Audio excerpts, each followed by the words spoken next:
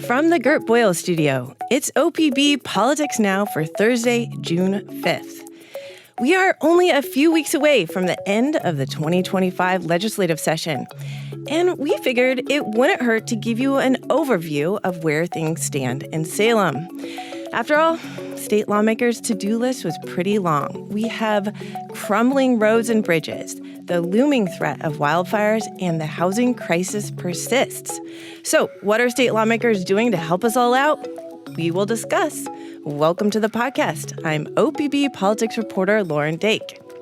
I'm OPB politics reporter Bryce Dole. And I'm OPB politics reporter Dirk Vanderhart. And before we truly kick this thing off, just a note that we are live on opb.org/livestream and on OPB's YouTube page. So like, subscribe, watch, share. Thank you. All right, Dirk. All right, this session, overall, it's felt a little bit like everyone is just sort of plodding along. And maybe that's only noticeable because things are so dramatic at the national stage, but we've also had some pretty dramatic Oregon legislative sessions, and this one just hasn't been so far. Yeah, you and me wrote about this at the half point of session, right? We went around the building, started talking to folks and said, what does this session feel like? And I think people say, what did we say? We said rudderless, chaotic, a session without a lot of direction. And that was because we just kind of, we knew there were big issues out there. You mentioned them: housing, behavioral health, wildfire, transportation. We hadn't seen a lot of action on those things. It didn't feel like there was serious momentum toward those. And I have to say, we are less than a month out. We're like 3 weeks and change out from the end of session. And I still talk to people in the halls, and they still kind of feel the same way. So many of those big questions that we were asking at the beginning of the session are sitting there. We don't know what's going to come of them. We don't know if there's the political will to pass them. So, you don't want to be unfair to folks. They're passing a lot of bills. They are enacting laws that are going to be meaningful to Oregonians, that are going to affect their lives.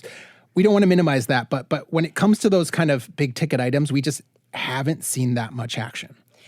There is one bill, however, that has prompted quite a bit of intense debate, as they always do. Bryce, you wrote about a measure that would ban rapid-fire devices like bump stocks. Just set the scene for us. Tell us about that debate. Yeah, so this is Senate Bill 243. This passed through the Oregon Senate last week. Like you said, it would ban rapid-fire devices like bump stocks. Essentially, these devices can make semi-automatic weapons fully automatic.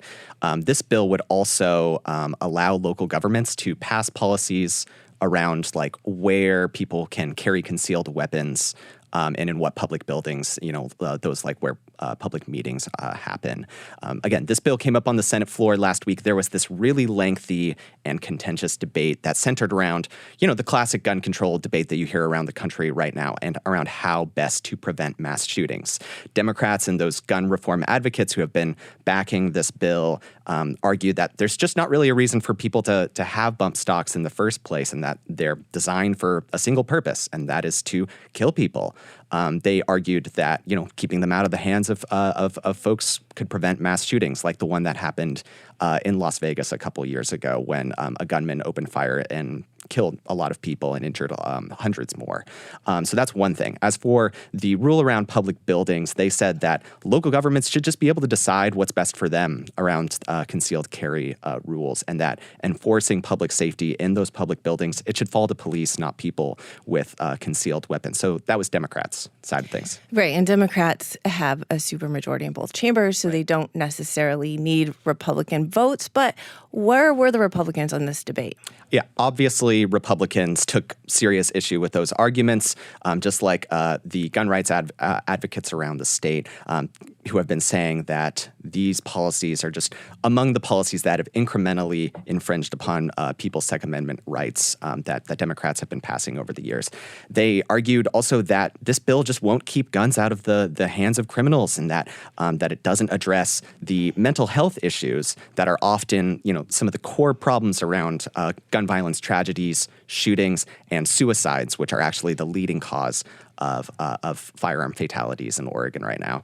And as for the public buildings rule, they argued that a lot of public governments, local governments, don't have the resources to handle this change, and that there's just too few law enforcement in some communities to preserve safety in every single meeting. They don't have enough metal detectors to keep those guns out of those buildings, and they're concerned that there will just be this patchwork of rules around the state. The gun safety debate has been kind of interesting in recent years because of how it set. So Republicans are uniformly against these things.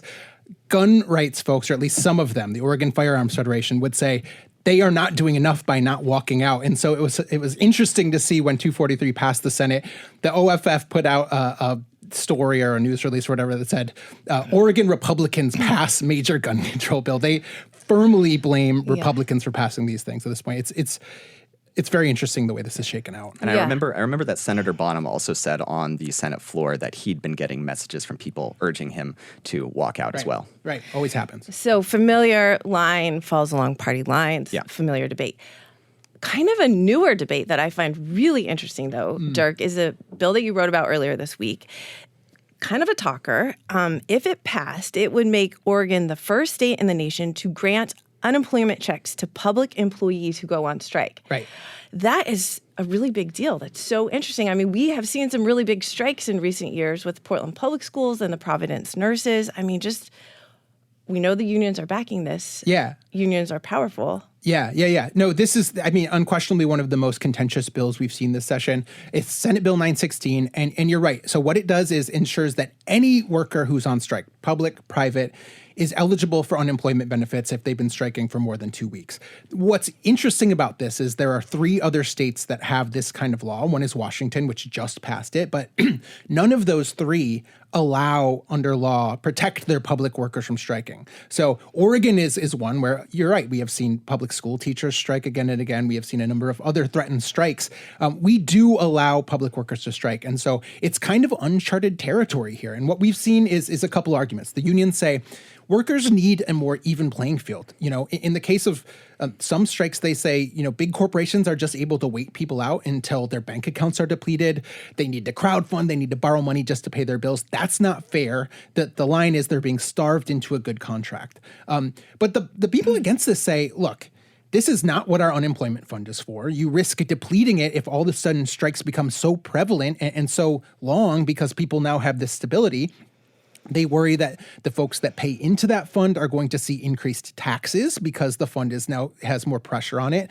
And they worry that the state is going to become just less business friendly. Actually, some of the biggest opponents of this bill have been school districts and local governments who really worry that their workers are going to go on strike and they are going to see some budget impacts because public employees actually have to reimburse for every dollar from the unemployment fund their workers use. So it has been a fascinating debate. I think people have seen it in some instances as a tough call, but ultimately Democrats in both chambers, almost all Democrats went with it, were unwilling to sort of listen to these concerns and went with the labor and worker concerns. And what's its status right now in the legislature? So it has passed the Senate and the House. It needs to go back to the Senate for a concurrence vote. We expect that will happen. And then it's on the way to Governor Kotek. Okay. All right. So technically, this is a grab-style podcast where we're supposed to give people a lot of very wonky information, but in like a very accessible, breezy, lighthearted fashion. Yeah. So we're going to try a lightning round. Okay. So I'm going to ask you each to update us on a few subjects. Let's see how quickly you can break it down for us. Bryce, housing. That's a big one. It's always a big issue in Salem. Give us the latest and just show Dirk, how succinct you can be. The overarching thing I think right now is around housing is that Governor Kotek wants a lot more money to continue her housing initiatives that she's pushed forward in recent years, but it is becoming I think it's fair to say, increasingly unclear that the legislature is going to be able to fulfill the entirety of her vision. She's budgeted hundreds of millions of dollars, $800 million toward housing and homelessness. And one of her major proposals around it's a shelter bill that would dedicate $217 million for a statewide shelter program is basically in jeopardy right now. Representative Pam Marsh has been working with the governor on this bill, but it's becoming increasingly unclear as to what extent the state will be responsible for funding shelters around Oregon. There's some discussion because of the latest revenue forecast. There's these ongoing trade tensions, slow economic growth, and lawmakers are just dealing with a lot less money than they thought they were going to be working with.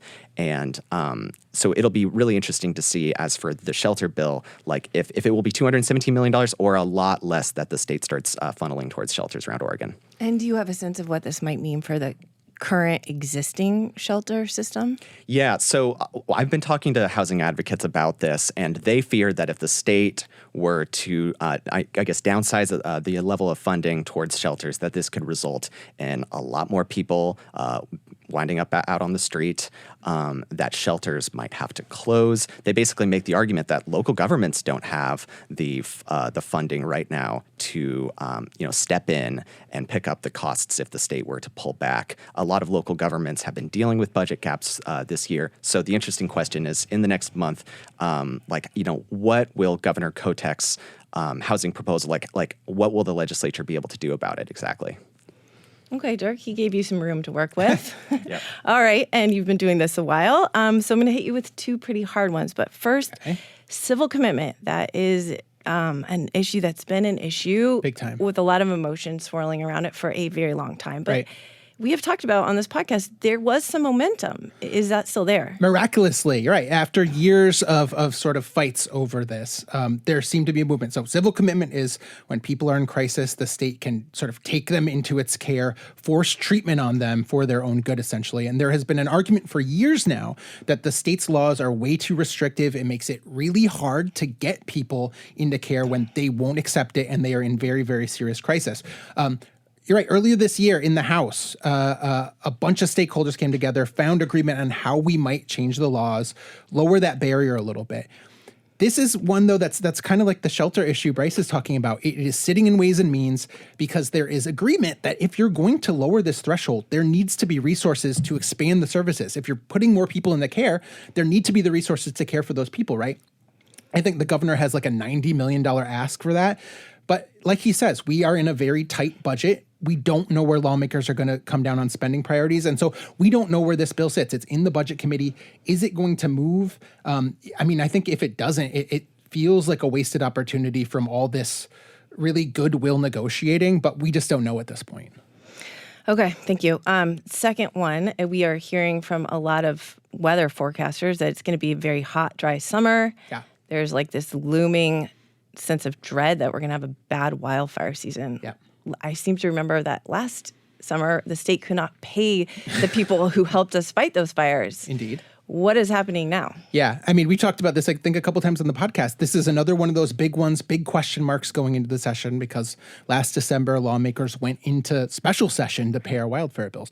We don't know. It's another one of those things where we have seen a number of proposals, from redirecting rainy day fund money, like taking this really obscure insurance tax, putting lottery money toward wildfire. I think one of the biggest developments recently is that Governor Tina Kotek a couple weeks ago said she is on board now with what is, I think, a politically dicey proposal, which is we would pull back a piece of this $1.7 billion kicker refund voters or Oregon taxpayers are expecting next year, take $1 billion of it, put it in a fund that generates interest and use that interest to pay our wildfire funds. That is something that has been pushed by a liberal Ashland Senator Jeff Golden for years. The governor being on board is, I think, a big deal. It's a kind of sticking her neck out for this. Very, very unclear that there are legs for that. And actually, there was some interesting drama around that last week when this bill that seemed to have a lot of bipartisan consensus to pull back these wildfire risk maps that have been a huge political hot button in the state. Democrats now agree we should pull them back. Republicans hate them. It passed the House, I think, with a lot of unanimity. Then all of a sudden, it passed the Senate with a lot of unanimity. Then all of a sudden in the House, Democrats are sending it to the Rules Committee kind of to be warehoused, and Republicans are saying they are using it as a bargaining chip, saying, you want this bill, Republicans, you got to give us the kicker, or you got to give us some sort of tax increase to pay for wildfires if you want it. We don't know exactly what the situation is, if it really is that cut and dried bargaining chip, but that is the drama circulating in Salem.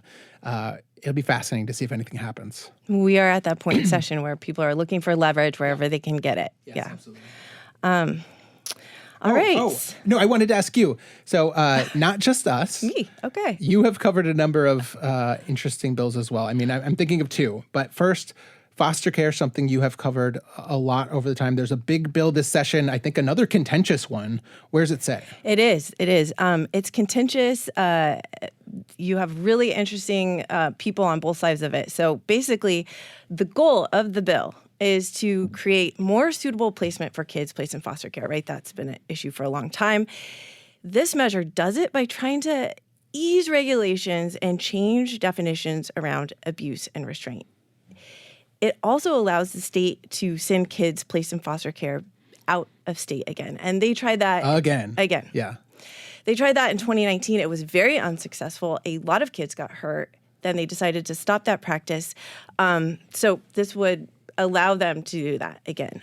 What is very interesting about this is you have Democrats, including the governor, who's very in favor of this, who really thinks this is going to help fix a broken system. And then you have Democrats, including both the co-chairs of the House and Senate Human Services Committee, who are opposed to it, who are saying, you know what, this is going to harm more kids. So yes, very contentious. It's sitting in rules right now. I mean, you did a ton of reporting back when they first were doing this, showing, you know, as much as they might have been trying to ensure they were putting kids in safe spaces, they really weren't. And kind of they didn't have their hands on the wheel of that. And so I think now people are saying, what, we will do a better job. We will ensure that this is a better fit. I mean, a lot of this boils down to credibility, right? Like, do you trust the agency that is going to be steering this? Right. And, you know, I think you have the governor who is saying, yeah, I trust them. I trust this child welfare agency to do what they're saying they're going to do. And then you have other lawmakers who are like, we've seen this before. Didn't work out so well. You are also tracking one of the other how many looming crises have we talked about? This is a doom podcast. But public defense in Oregon for years and years, as long as I've been covering the legislature, has not been doing well. And now it's doing maybe worse than ever. I mean, what are lawmakers doing to ensure people who are entitled to an attorney are getting an attorney in the state? Yeah, this is another area where the crisis is getting worse and not better. I mean, every month it's getting worse.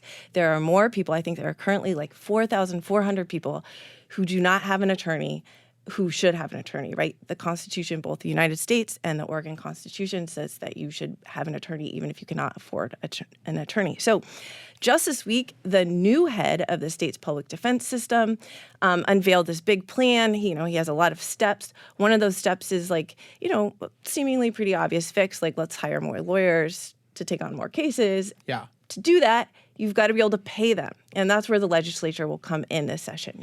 What's the budget for the public defense system going to look like? Can they put that money to good use? And we don't have a lot of money, so we will see again. Okay, another, and I would argue that maybe this is the centerpiece of this session, is the transportation package. That's a very ambitious package. Theoretically, yes. Theoretically. And on this front, there's been a little bit of drama, some behind closed door meetings, some secret negotiations. Yep. Break it down for us. I mean, the simple fact is we haven't seen a bill. We don't know when a transportation bill is coming. We don't know what that transportation bill might look like. And we are 24 days away from the end of session right now. Very interesting times. The latest, you're right, there's all sorts of negotiations going. I mean, you and I talked last week about cap and trade has suddenly emerged as a potential to help fund our roads and bridges. That's still being discussed behind the scenes. The latest thing that happened this week is that a group of progressive Democrats came forward with their own idea for what a transportation package should look like. And what they really did is built on this framework that Democrats released earlier in the session, that framework was like, let's raise the gas tax 20 cents, let's raise all these other taxes and fees, raise it about $1 billion a year and pour that into roads. This group of progressives is saying we need more than that. Let's actually raise more that will help us pay for transit because we don't want our bus and rail systems falling off the cliff. Let's raise more to help pay for bike and ped projects. Let's pay for all these things. And I think it's about a $2.5 billion package every 2 years. They're saying we need more. Let's really shoot for the moon. I don't know how politically real that package is. It seems like it's a long shot. But so now we have the sort of progressive Dems with their package, Democratic leadership with their package. We have Republicans saying, let's gut all our funding for transit and put that into roads and a number of other things. And we just have, one, no idea what is going to come out in a bill. Two, whether that has any chance of passing. I mean, you got to figure leadership is counting votes behind the scenes and trying to triangulate what is going to get 31 in the House. Or actually, it has to get 3/5 in the House and Senate. So what can get those votes? And I think it's a sign that is a very hard problem that we are where we are this close to the end of the session and haven't even seen a bill. No, I was just going to say that's kind of wild that we have not seen a bill on that yet. People would say that in 2017, the last time we passed the transportation package, the bill didn't come out until I think May 31st. So we're now beyond that. We are really in the final days. I mean, toward the end of session, the presiding officers say sine die is imminent, and that means we can give an hour notice before we do anything. Like, we are in that zone. It is imminent. And everyone's waiting to see what happens. What we have seen, however, is thousands of other bills, thousands, too many other bills. And so one idea this session was, well, it's an idea every session. Like, let's limit these bills. People always talk about it, right? People always talk about it. But this session, it felt like it had the leadership behind it. It had some momentum. Like, is that going to happen? Dirk, tell me that's going to happen. No. No, but you are right. So I think there's 3,400 bills that have been introduced, right? And you're right. What has been unique, everyone always grouses about the number of bills. This is a record number. It really did feel early in the session like there was just too much stuff flying around. No one could keep track of it. You and I talked at length about placeholder bills and the transparency issues those pose. What we saw this year, though, is House Speaker Julie Fahey and I think the Senate President Rob Wagner actually put forward or got behind a bill that would limit bills. It would say any lawmaker can only introduce 25 bills. There's a bunch of other allowances, like I think committee chairs get 15 bills. The presiding officers can put as many as they want. The governor gets a bunch, other executives. But they're saying, all right, let's formally do this because there are lawmakers who put out hundreds of bills, right? That got a hearing in the House Rules Committee last week. And what we saw was a real divergence that is probably why this thing isn't going to move, right? Like some Democrats really like it. Other Democrats hate it. Republicans despise it because they say I think the math they did is that they would get 900 bills under this scheme. Democrats would have like 2,500. Obviously, Republicans are in the minority, but they feel like the tables would be sort of against them. So they really hate it. I think some Dems hate it. The reality is, Lauren, like Democrats control everything. So Republicans can put forward as many bills as they possibly can, and it's still the Democratic committee chairs that are going to say, this is what gets hearings and this is what doesn't. What we heard from Republicans, though, is we just like to introduce bills to show people kind of what our leadership might look like. David Brock Smith, the senator from Port Orford, said, I think he said at one point, like, DBS has a bill for that. I think he's introduced more bills than anyone else or among.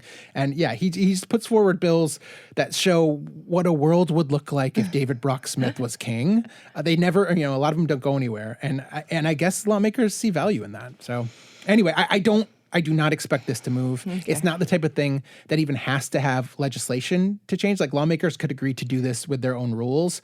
I don't think it's going anywhere. I might be wrong. All right. There are only 24 days left in this session. That is a time when we've already said, emotions get more intense. Yeah. Conversations get a little more heated. Yeah. Are we seeing that? Like, what are the dynamics in the building? Yeah, I think similar to what you and I have talked about. I mean, the Senate this year blessedly has been the center of calm. I think, there are the gripes and the miscommunications or disagreements, but it has by and large been a pretty smooth chamber. The House is where we are seeing more delay tactics. They're doing more bill reading. They're stopping things up. As a result, actually, they are doing longer hours. I think they're meeting right now they will meet again at 4 p.m. Like they need to get through their slate of bills. But also just like it's not just Democrat and Republican at this stage. Like people get angry with each other. Just this week, I was sitting on the House floor watching something I'd never seen before, which was a Republican representative from Grants Pass, Dwayne Juncker, literally cursing out Republican leader Christine Drazan over, and I won't repeat what he said, but over some disagreement they were having. Like the intra-party tensions are real, the inter-party tensions are real. Everyone is just kind of trying to get out of the building. An interesting thing with sine die, which is Latin for legislative adjournment, is we always know it's coming because especially the House, Nancy Nathanson, I'm thinking of her. She starts to wear a hat. Yeah. Other people start to wear like floral Hawaiian shirts. Like you know that they think it's close because of how they start to dress. So I have two questions for you guys. One, when they get close on this podcast, do you both commit to also dressing up? I mean, if Rep. Nathanson would lend me one of her hats, I would be honored to wear it on this podcast. I don't think she will do that. And she's not wearing them yet. On the record, she's not wearing them yet. I would dress up as long as I get to wear flip-flops, yeah. Oh, you could wear flip-flops. Okay. And then, final question. Do we have any predictions when this thing is going to wrap up? I mean, people are talking about that all the time in the halls. Like I talked to a business lobbyist this week that was like, they could do it next week if they wanted. That is never going to happen. And like, as much as people like to talk about early adjournment in the legislature, it is very, very rare. At most, it's usually a day or two. And that's because there's like, we were talking about transportation here. There's a sort of induced demand, if you will, to the session, right? Induced demand is this concept where if a road is there, people are going to use it until it gets cluttered up. If there's days left in session, people are going to find ways to use them to push their bills, to get their policies across. And so I could be wrong. Prove me wrong, y'all. But I think this thing is going till late June, like it's supposed to. I think a lot of people share that sentiment. All right. Well, guys, one bonus question, apparently. I'm going to toss it to the man behind the glass, our editor, Andrew Thien. He wants to weigh in. We have a live stream going, obviously. There's a question in the live stream that I'm not sure we can answer, but let's try. Any updates on SB 110? That's the baseball jock tax that would redirect money to potentially build a Major League Baseball stadium. The listener asks, seems like it's been stuck in House committee forever.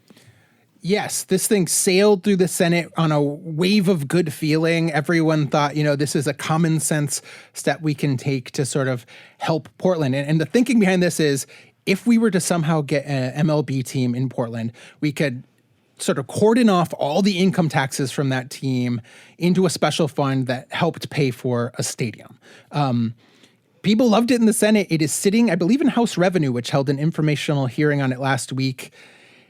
I still expect it to go. I mean, there are some concerns about it, but I think most people really like it and see it as a relatively low risk. Nancy Nathanson, the House Revenue Chair, held an informational last week and seemed to be saying, I just want to make sure we all have our questions answered, our I's are dotted, our T's are crossed, but we didn't get any serious indication that it wouldn't move. So I still think that this thing has legs. Yeah, and the only thing I would add is that, it's so interesting how hypothetical this bill is, right? I mean, it's if we were to be granted in Portland, an MLB team. We've got, I think, Salt Lake City that is also vying for having their own team, and Salt Lake City just kind of has, a funding stream like kind of all set up. If I remember correctly, is just further down the road than Oregon is right now. So I think there's just really big questions around it still. All right, thank you both, and thank you to our listener out there. This week's episode of OPB Politics Now was recorded live in the Gert Boyle studio. It was produced by the man behind the glass, Andrew Thien, and our audio engineer is Nalene Silva. Our music comes from Audio Network. For those of you following along on our YouTube page or our OPB homepage, thank you. We'd love to hear from you. If you have comments on the live stream or thoughts about politics in these uncertain times, send us a message. Email us at opbpoliticsnow@opb.org. We will be back next week with more news from across the Pacific Northwest. Until then, thank you for your support. Thank you for listening.